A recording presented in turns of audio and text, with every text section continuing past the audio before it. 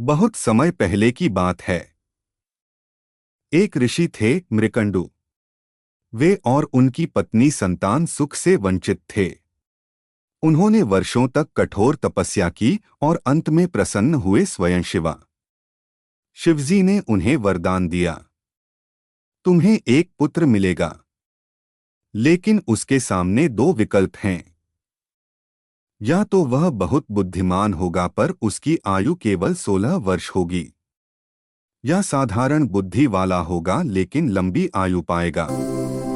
ऋषि मृकंडु ने बिना देर किए कहा, प्रभु हमें तेजस्वी और शिवभक्त पुत्र चाहिए, चाहे उसकी आयु छोटी ही क्यों न हो।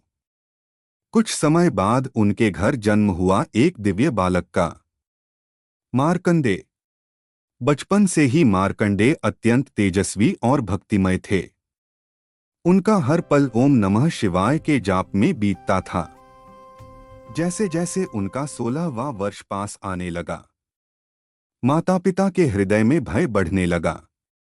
लेकिन मेरे मार्कंडे शिव शांत मेरी थे। रक्षा करेगा। उन्हें विश्वास था, मेरे शिव मेरी रक्षा करेंगे। फिर वह दिन भी आ गया जिस दिन उनकी आयु पूरी होने वाली थी। उस दिन मार्कंडेय मंदिर गए। उन्होंने शिवलिंग को गले लगा लिया और आंखें बंद कर लीं। उनकी आवाज गूंज रही थी, ओम नमः शिवाय, ओम नमः शिवाय। उसी क्षण प्रकट हुए मृत्यु के देवता। यम। यमराज ने कहा, हे बालक, तुम्हारी आयु पूर्ण हो चुकी है, अब तुम्हें चलना होगा। लेकिन मार्कंडेय अडिग रहे। वे और कसकर शिवलिंग से लिपट गए। यमराज ने अपना पाश फेंका, पर वह पाश बालक के साथ शिवलिंग पर भी पड़ गया। तभी धरती कांप उठी, आकाश में गर्जना हुई और शिवलिंग से प्रकट हुए स्वयं महादेव। उनकी आंखों में अग्नि थी।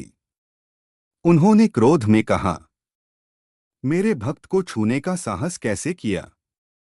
शिवजी ने अपने त्रिशूल से यमराज को परास्त कर दिया।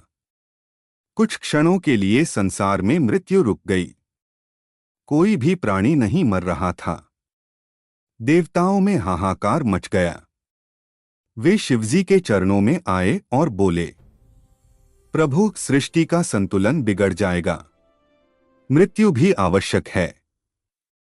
तब शिवजी का क्रोध शांत हुआ। उन्होंने यमराज को पुनर्जीवित किया और कहा, मेरे सच्चे भक्त पर मृत्यु का कोई अधिकार नहीं। उन्होंने मार्कंडेय को चिरंजीवी होने का वरदान दिया। तभी से शिवजी को कहा जाता है महाकाल, कालों के भी काल।